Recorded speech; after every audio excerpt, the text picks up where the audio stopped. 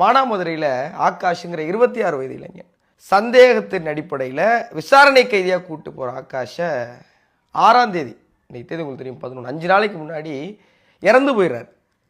எப்படி இறந்தார், என்ன இறந்தாருங்கிற விசாரணைலாம் ஒரு பக்கம் போய் இந்த 5 நாளில் எந்த தகவலுமே இல்லை. இன்னைக்கு எப்படி இறந்தாருன்னு அவர் நீதிபதிகிட்ட கொடுத்த வாக்குமூலம் வெளியாயிருக்கு.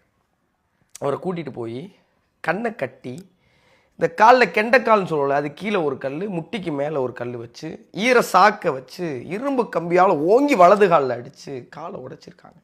இதெல்லாம் செஞ்சது ரவுடி கும்பல், தீவிரவாதிகள் இல்லை, காவல்துறை. சொல்லக்கூடாதுன்னு மிரட்டி இருக்கிறாங்க. அந்த பையன் இறந்து போயிட்டார், 26 வயசு பையன்.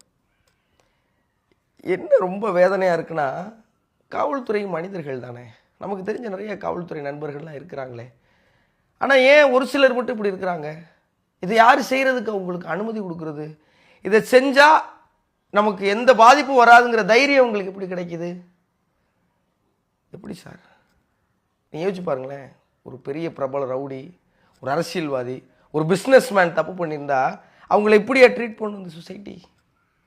அயோக்கியர்களை விடக்கூடாது, அயோக்கியர்களை விடவே கூடாது, கடுமையான தண்டனை கொடுக்கணும். இப்போ இவங்களை காவல்துறை பட்டியல் சேர்க்கிறதா, இவங்களை அயோக்கியர்கள் பட்டியல் சேர்க்கிறதா? 5 நாள் ஆச்சு.